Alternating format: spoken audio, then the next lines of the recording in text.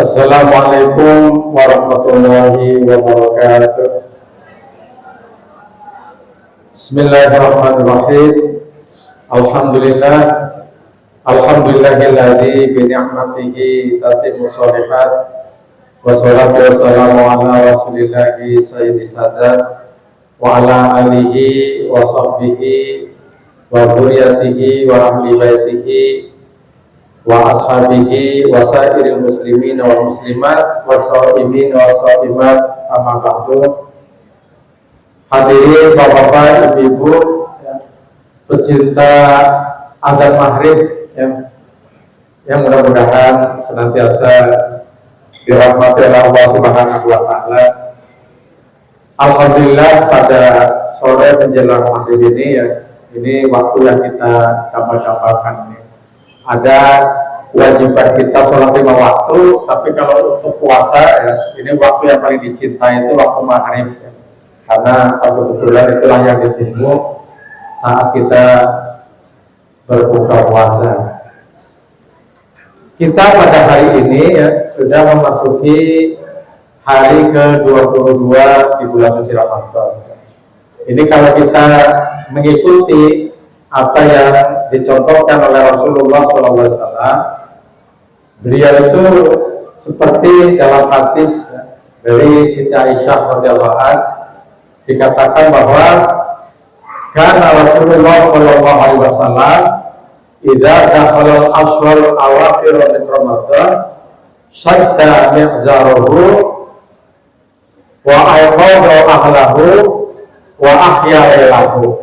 Jadi Rasulullah itu kalau sudah memasuki 10 terakhir di bulan suci Ramadan ini yang dilakukan Rasulullah itu beliau mengencangkan ikat pinggang.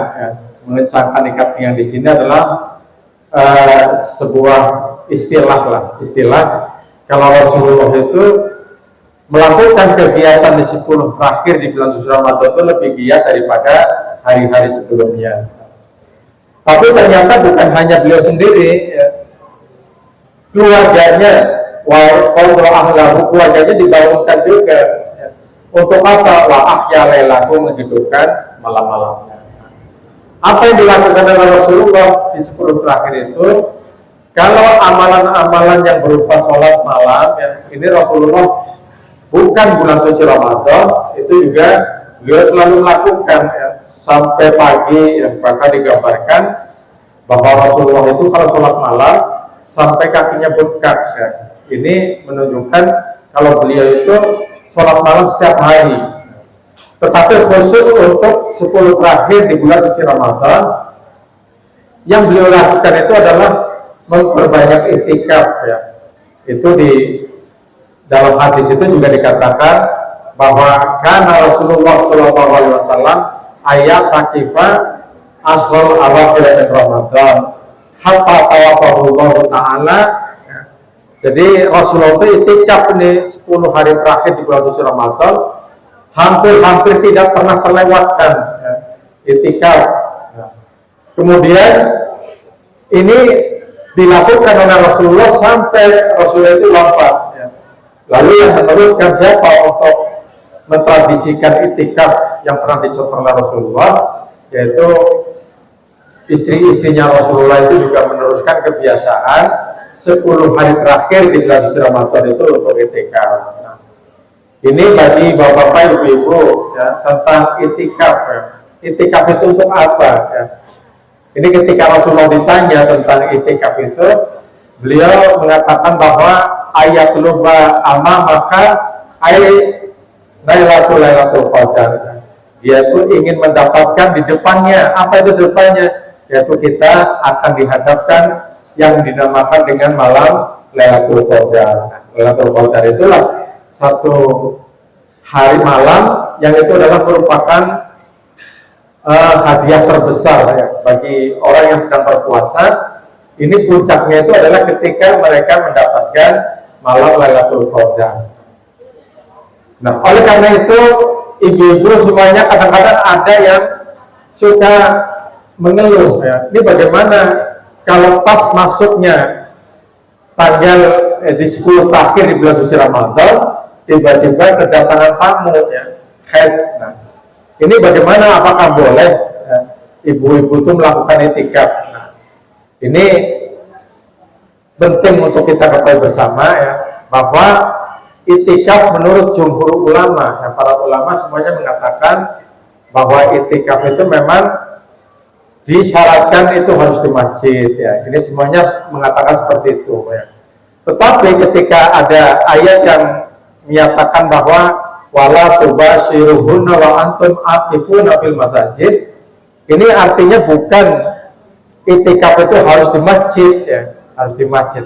Itu yang tidak diperbolehkan ya, yang tidak diperbolehkan adalah ibu-ibu yang sedang dalam keadaan haid ya, ini masuk ke masjid, apalagi niatnya itikaf ya. Dalam satu riwayat itu pernah ketika Rasulullah menyampaikan agar di 10 terakhir di bulan suci Ramadan itu banyak itikaf ya. Tapi belum ada larangan kalau orang haid itu ya, dilarang untuk masuk ke masjid. Nah, akhirnya apa yang terjadi? Ya. Ini banyak ibu-ibu datang ke masjid ya, datang ke masjid karena larangan orang haid datang ke masjid itu awalnya adalah dikhawatirkan darahnya itu menetes, ya. Darahnya menetes di masjid. Ya. Lalu di situ akhirnya banyak ibu-ibu mau itikaf ya, datang ke masjid tapi nggak masuk, di depannya begini. Kalau dulu kan belum ada pembalut ya, belum ada pembalut. Jadi ibu-ibu itu duduknya di baskom besar itu kayak ayam mau telur itu. Nah, itu karena inginnya apa yang disampaikan oleh Rasulullah bahwa keutamaan di 10 terakhir di bulan suci Ramadan itu itikafnya ya. Nah sekarang bagaimana kalau ibu-ibu sudah pakai pembalut ketika dalam keadaan haid ya? Nah, kalau bapak-bapak nggak ada syarat ya, karena persyaratan untuk masuk ke masjid untuk melakukan itikaf itu hanya satu. Yang tidak diperbolehkan adalah ketika orang itu punya hadas besar ya. Kalau bapak-bapak kan gampang itu tinggal langsung mandi ya. Tapi kalau ibu-ibu yang kedatangan tamu itu dalam keadaan haid itu kan nggak mungkin pada saat itu ya, langsung mandi karena belum mencapai bersihnya darah itu. Ya, dia tetap menunggu sampai tuntas. Nah, ini adakah bagi mereka ya ibu-ibu yang ingin itikaf dalam keadaan seperti itu? Nah, ini penting ya, karena itikaf itu salah satu amalan ya. Walaupun kita tuh boleh itikaf kapan saja, nggak harus bulan suci Ramadan. Ya. Tetapi yang Rasulullah sampaikan bahwa man i'takafa ma'i ya, falyatakif asrul awakhir min Ramadan. Siapa yang mau itikafnya bersama saya, kata Rasulullah, mengajak itikafnya bareng sama Rasulullah. Nah, ini hendaknya itikafnya itu di 10 terakhir bulan suci Ramadan. Nah, ini keistimewaannya itu tadi, karena di bulan suci Ramadan itulah 10 terakhirnya itu diduga ya, salah satu malamnya itu adalah diturunkan malam Lailatul Qadar. Ada yang mengatakan pas malam ganjilnya, ada yang mengatakan lagi pokoknya 10 terakhir di bulan suci Ramadan ya, karena ada ayat Al-Quran yang mengatakan bahwa wal fajri walayalin asyr wasyaf'i wal watar, demi fajar ya, karena malam Lailatul Qadar kan bahwa itu turunnya sampai matla'il fajar, sampai keluarnya fajar. Nah, di situ dikatakan baik itu tanggal-tanggal genap ataupun tanggal-tanggal ganjil. Artinya yang penting 10 Ramadan di terakhir itulah kita manfaatkan untuk itikaf. Ini salah satu amalan ya, yang kata Rasulullah, jika kamu ingin itikaf bersama saya, maka itikaflah di 10 terakhir di bulan suci Ramadan. Ibu-ibu apakah boleh ya, itikaf itu di rumah? Nah, ini kalau kita merujuk kepada 4 mazhab ya, ada karena kita di dalam berfikih ya, kita itu bukan orang yang boleh mengambil sendiri dalam hukum langsung di Al-Quran ya. Maka menurut 4 mazhab, salah satunya mazhabnya Abu Hanifah ya, Imam Hanafi, ini membolehkan ya, membolehkan jika ada di rumahnya itu ya, ada memang tempat yang khusus buat sholat ya. Jadi kan ada rumah-rumah yang memang menyediakan tempat yang itu khusus buat sholat ya. dan tidak diperkenan digunakan untuk yang lain-lainnya, ya.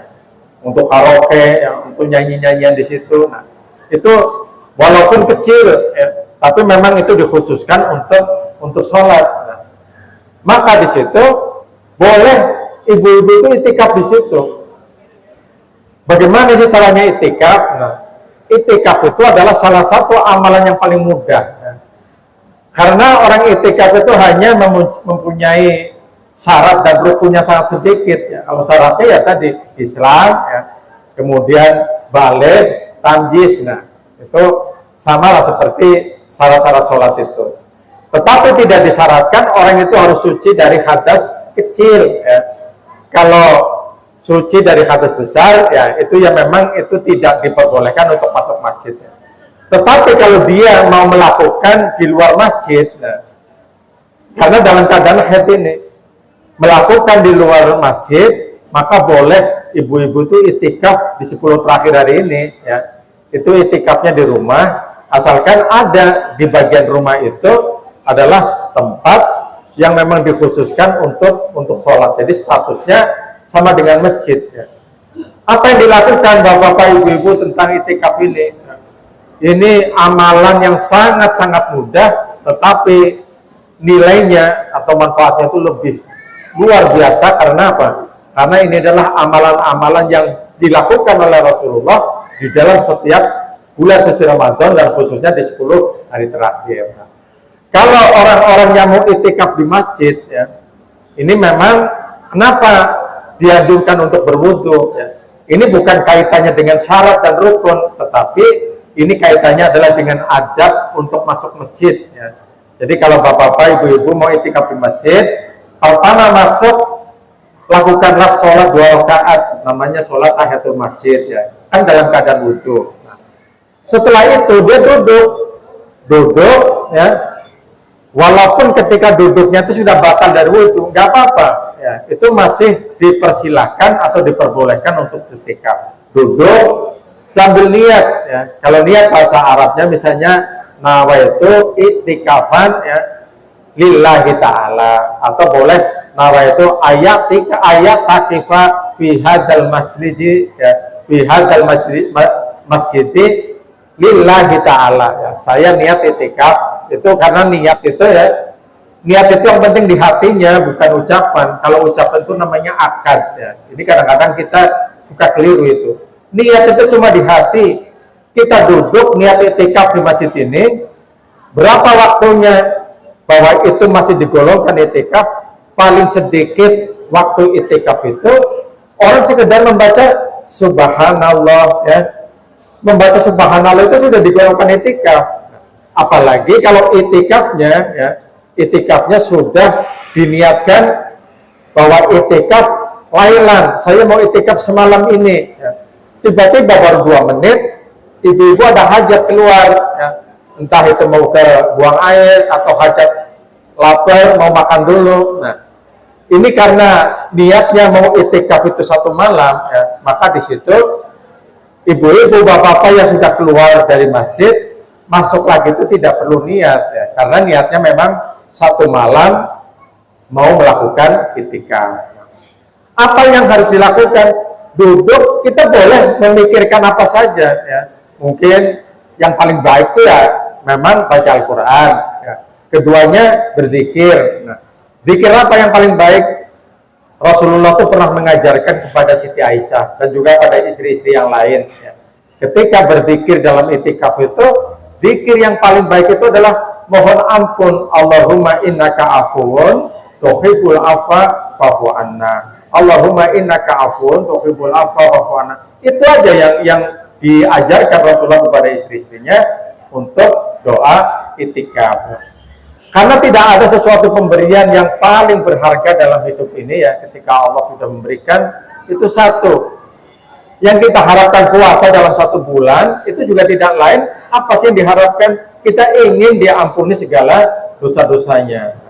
Makanya janji Rasulullah SAW yang mengatakan bahwa man shoma Ramadhana imanan wa ihtisaban ghufira lahu ma taqaddama min dzambihi, dalam hadis lain wa ta'akhkhar, ya. Siapa orang yang berpuasa, puasanya itu atas dasar keyakinan, keimanan kalau ini adalah wajib. Ya. Tidak boleh itu puasa, oh kebetulan mau diet, mau puasa kebetulan mau ngurangin, lagi punya diabetes, ya, itu nggak boleh. Tetap niat utamanya itu adalah dasar keimanan kita kepada Allah, yakin kalau ini adalah kewajiban. Nah, orang-orang yang puasanya atas dasar itu, ini janjinya Allah Subhanahu wa Ta'ala, dia akan diampuni dosa-dosanya baik yang lalu ataupun yang akan datang. Ini bagaimana hitung-hitungannya? Nah, ini begini. Berarti orang itu ya, orang yang berpuasa dengan penuh keyakinan akan kewajiban berpuasa, terus puasanya karena Allah, dialah yang akan mendapatkan malam Lailatul Qadar. Nah, Lailatul Qadar ini kan lebih baik dari 1000 bulan ya. Berarti orang itu mengamalkan ibadah ya, yang diterima oleh Allah sama dengan ibadah 1000 bulan. 1000 bulan itu berapa? Sekitar 83 tahun. Umur kita berapa? Kalau umur kita sampai 90 tahun pun ya, ini masih lebih karena kita itu menjadi seorang mukallaf yang menjadi beban ya untuk melaksanakan hukum Islam. Itu kan dimulai dari balik, nah, 15 tahun. Berarti orang yang usianya 90 tahun, ini dihitung usianya itu cuma 75, sedangkan amalan yang kita lakukan di bulan suci Ramadan, yang mendapatkan keutamaan Lailatul Qadar tadi, ya, ini sama dengan kita beramal 83 tahun, kan berarti stoknya masih lebih ini, lebih melebihi usia kita. Maka wajar ketika orang yang berpuasa itu akan diampuni dosa-dosanya yang lalu dan yang akan datang, karena itu sama saja orang itu telah berpuasa, beribadah selama 83 tahun. Ini melebihi usia kita. Nah, ini salah satu keistimewanya. Nah, orang-orang yang sudah diampuni oleh Allah, ya, ini kan semua harapan kita, kesempurnaan puasa itu cuma satu. Jika puasa kita itu berakhir, kita mendapatkan ampunan dari Allah Subhanahu wa Ta'ala. Kalau kita sudah diampuni oleh Allah, ya, maka berikutnya nanti di Yaumul Mizan ya, kan kita pasti ini semuanya akan ditimbang itu. Nah, ketika Allah akan menimbang seluruh amal kita ya, memang dalam Al-Qur'an itu dikatakan famay ya'mal mithqala dzarratin khairan yara wa may ya'mal mithqala dzarratin syarran yara. Amal yang dilakukan sekecil apapun, baik itu perbuatan baik ataupun buruk, ini diperlihatkan, bukan ditimbang, diperlihatkan dulu. Ini amal kamu semuanya segini nih, dari kecil ya, dari sampai meninggal, amal-amal yang kecil, walaupun kita berbisik-bisik ya, karena kita itu ingat di kanan kiri kita itu ada malaikat yang selalu mencatat seluruh amal kita. Sampai-sampai dalam Al-Quran itu dikatakan wa ma yaltafidu min qaulin ya illa ladaihim raqibun atid. Itu kamu yang kamu katakan, kamu yang bisik-bisikan, ini raqib dan atid, ini nggak lepas satu kata pun yang di luar catatannya. Ya, sehingga fama ya'mal mithqala dzarratin khairan yara tadi, kalau perbuatan itu baik sekecil apapun ada catatannya, perbuatan jahat sekecil apapun ada catatannya, dan ini diperlihatkan. Tetapi dalam amal-amal itu nanti ditimbang ya, sehingga kita menentukan apa kita masuk surga atau kita masuk neraka, itu ditimbang secara global, itu semuanya ditimbang. Sehingga di sana katakan bahwa fa amma man thaqulat mawazinuhu fa huwa fi isyatir radiyah. Nah, kita bercampur ini, amalan buruk dengan amalan baik ditimbang jadi satu ya, ditimbang. Ternyata yang berat itu kebaikannya ya. Makanya kita ya, kalau bertobat kepada Allah tuh ingat ya, jangan hanya ingat dosa. Kita itu justru dosanya kita itu bukan dosa perbuatan, tetapi dosanya kita itu banyak anugerah Allah yang telah diberikan. Nikmat-nikmat kita itu bisa berpuasa, nikmat-nikmat kita bisa sholat. Ini jarang kita pikirkan, tapi yang ingat itu dosa. Nah, padahal dengan kita bersyukur kepada Allah masih diberikan kesempatan untuk ibadah. Nah, itulah termasuk amal kebaikan. Amal kebaikannya orang yang menjalankan sholat 5 waktu ya, ini diukurnya bukan ketika dia berbuat baik saja, seluruh hidupnya selagi dia tidak maksiat itu tergolong menjadi amal baik. Ini yang kita lupa ini, sehingga kita seolah-olah seperti ya orang yang dalam keadaan berlumuran dosa sehingga nangis-nangis. Ini seluruh hidup kita ya. Orang yang telah menjalankan sholat 5 waktu, yang itu ada perbuatan yang penting bukan maksiat, maka seluruh perbuatannya itu digolongkan ibadah. Kenapa? Karena itu ketika kita sholat sudah minta kepada Allah dalam berjanji itu, inna sholati wa nusuki wa mahyaya wa mamati lillahi rabbil alamin. Bahwa seluruh ibadahku, sholatku ya, langsung ditutup dengan hidup dan matiku lillahi ta'ala. Definisi ibadah itu adalah semua perbuatan yang disandarkan niatnya itu adalah karena Allah. Kita hidup karena Allah, kita mau minum apapun ingat Allah, itu ibadah. Sekarang kalau ibadah itu hanya diukur orang yang sholat, ibadah itu hanya orang yang berpuasa, ibadah itu hanya ngaji. Nah, itu bagaimana kalau kita malah diperintahkan bahwa ma khalaqtul jinna wal insa illa liya'budun. Allah tidak akan menciptakan jin dan manusia. Nah, kita ini kecuali untuk ibadah. Nah, ibadahnya bagaimana? Cuma sholat doang. Sholat aja belum tentu diterima. Nah, makanya untuk menutup kebaikan kita, ya, yang nanti kalau ditimbang, ya, ini kita akan berat itu ibadahnya, yaitu ketika satu orangnya itu memang sudah sholat 5 waktu. Dengan sholat 5 waktu itu, di dalam sholat itu ya, mungkin bisa jadi pahala sholatnya itu pas-pasan. Tetapi di luar itu, karena hidup kita ya, keseluruhan dalam 24 jam itu, termasuk tidurnya, termasuk makannya, termasuk apapun aktivitas kita. Nah, ini akan digolongkan sebagai ibadah karena dia sudah melakukan perjanjian dengan Allah, sudah diniatkan kalau seluruh hidupnya itu adalah semata-mata karena Allah. Inilah ibadah kita. Maka nanti kalau di Yaumul Mizan ya, ada timbangan ini. Nah, yang ditimbang itu perbuatan dosa yang nyata, itu kita maksiat, kita mencuri, itu ditimbang sebelah kiri. Lalu seluruh yang sebelah kanan ini seluruh hidup kita yang itu digolongkan ibadah. Coba kalau misalkan yang ditimbang itu hanya sholat, nah, ini betapa kita khawatirnya. Ya. Sholat ditimbang dengan perbuatan kita. Nah, ini banyak orang-orang sholat bahkan puasa sekalipun. Ya. Sampai Rasulullah mengatakan bahwa rubba shaimin laisa lahu jaza ilal ju' wal as. Banyak orang yang berpuasa tapi dia hanya mendapatkan haus dan lapar. Ini kalau kita hanya melihat ibadah itu hanya ibadah mahdhah, ibadah resmi. Nah, justru kita itu punya banyak simpanan ibadah itu adalah ibadah-ibadah yang jarang kita ingat itu malah ya. Kita hidup ingat Allah ya. Kita hidup bekerja juga karena Allah ya, itu semuanya akan menjadi ibadah.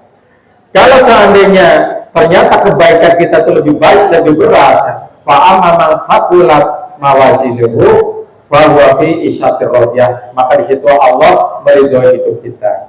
Kita masuk surga itu sekali lagi bukan karena amalnya, tetapi karena ridho Allah. Nah, ridho Allah itu di mana? Tadi ketika orang itu ditimbang amalnya, ternyata lebih berat. Banyak ini dosanya ada juga, tapi timbangan amalnya itu kebaikannya lebih banyak. Nah, itu Allah meridhoi. Artinya yang kesalahan-kesalahan itu dimaafkan ya, dan itulah dihapus. Yang namanya ridho itu Allah itu sudah suka. Oh, berarti Allah telah meridhoi hidup kita. Orang yang sudah diridhoi adalah Allah apa? Nanti masuk surganya itu nggak pakai hisab lagi. Ini sudah titipan Allah, ini langsung malaikat itu tidak lagi menghisab kita. Ini sudah diridhoi oleh Allah. Maka doa-doa kita di bulan suci Ramadan salah satunya kan begitu. Allahumma inna nas'aluka ridhoka wal jannah. Pertama ridhonya dulu ya. Bukan hanya ingin surga. Nah, sama seperti kita masuk ke masjid inilah ya. Apa harapan kita? Ini harapannya tuh supaya DKM lah, pengurus masjid itu suka dulu. Jangan kita suka pada yang lain. enak di Masjid Nurul Hidayah, kenapa makanannya banyak? Nah, kita jangan berpikir itu dulu. Ini sama ketika kita ke surga, misalkan, atau kita mampir ke rumah. Kira-kira ya, orang mau mendatangi rumah, lebih bahagia mana ketika tuan rumahnya itu suka terlebih dahulu. Mungkin ketika ada antrian, ya, orang mau masuk ke rumah ada pembagian sembako. Nah, kita memang nggak punya persyaratan untuk mendapatkan sembako, ya.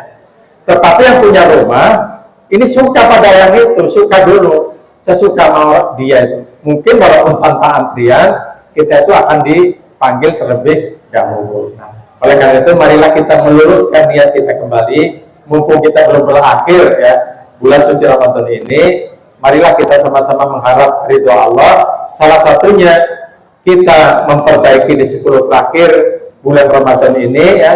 Ini untuk kita mohon ampun kepada Allah, mohon ridhonya, dan kita selalu berharap agar puasa yang kita lakukan dari mulai pertama sampai terakhir, dan bagi ibu-ibu yang puasanya tidak lengkap, ini nggak usah khawatir.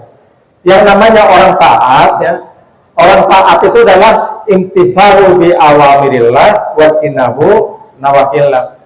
Orang dikatakan taat kepada Allah itu bukan orang yang selalu melaksanakan perintah Allah. Orang menjauhi atau meninggalkan larangan Allah ya, itu juga bagian ketaatan. Orang lagi head kan nggak boleh sholat, nggak boleh puasa. Ini jangan dipaksakan. Kita menerima ketentuan itu juga termasuk bagian daripada ridho Allah ya, atau termasuk orang yang taat kepada Allah. Jadi nggak ada bedanya nih ibu-ibu yang puasanya lengkap dengan ibu-ibu yang kebetulan baru beberapa hari kedatangan tamu ya, sehingga dia tidak boleh berpuasa, atau pas kebetulan ini lagi momen penting ini di 10 terakhir, kok tiba-tiba datang bulan. Nah, ini yakinlah bahwa Allah tidak membedakan itu, karena semuanya itu adalah dalam rangka ketaatan mengikuti apa yang diperintahkan oleh Allah dan juga menjauhi larangannya. Syaratnya satu, bagi orang yang sedang tidak berpuasa ya, ini jangan merasa bangga ya, enakan saya ini nggak puasa, tapi tetap menginginkan ya, menginginkan kalau seandainya itu suci, saya ingin puasa 1 bulan, atau ada keinginan nanti saya harus akan membayar qadha puasa atau dibarengi dengan fidyah ya. Karena ada tuh orang yang gampangan puasanya batal karena kehausan, karena lapar, terus hanya bayar fidyah. Enak banget fidyah, cuma 7 on mengganti 1 puasa. Fidyah itu hanya untuk orang-orang yang ketika menyusui atau dalam keadaan hamil ya, yang itu ada kekhawatiran untuk anaknya misalnya. Nah itu dia ada bayar fidyah ya, tetapi itu juga ada kodonya. Tapi kalau berkaitan dengan dirinya sendiri ya, kalau puasa selalu sakit, ya itu baru boleh berfidyah saja. Tapi tetap yang karena sesuatu ya kita batal. Ini kalau tadi hanya karena menyusui, maka tetap ibu-ibu itu qadha dan juga bayar fidyah. Bayar fidyahnya ringan, cuma 7 on beras. Ya. Berapa sih nilainya? Ya. Itu 1 zakat fitrah itu bisa buat bayar fidyah 3 hari. Ya. Baiklah, saya kira cukup, hampir waktu sudah masuk buka berpuasa. Marilah kita tutup dengan bacaan Asyhadu an la ilaha illallah astaghfirullah nas'alukal jannata wa na'udzu bika minan nar. Asyhadu an la ilaha illallah astaghfirullah nas'alukal jannata wa na'udzu bika minan nar. Asyhadu an la ilaha illallah nastaghfirullah nas'alukal jannata wa na'udzu bika min sakhatika wan nar. Allahumma innaka 'afuwun tuhibbul 'afwa fa'fu 'anna. Allahumma innaka 'afuwun tuhibbul 'afwa fa'fu 'anna. Allahumma innaka 'afuwun tuhibbul 'afwa fa'fu 'anna ya karim. Udah tinggal nunggu kita berbuka puasa ya, sambil beristighfar masing-masing. Kita mohon ampunan sekaligus mendapatkan pahala terbesar, yaitu ketika saat kita menjelang buka berpuasa. Demikianlah kurang lebih, mohon maaf. Wassalamualaikum warahmatullahi wabarakatuh.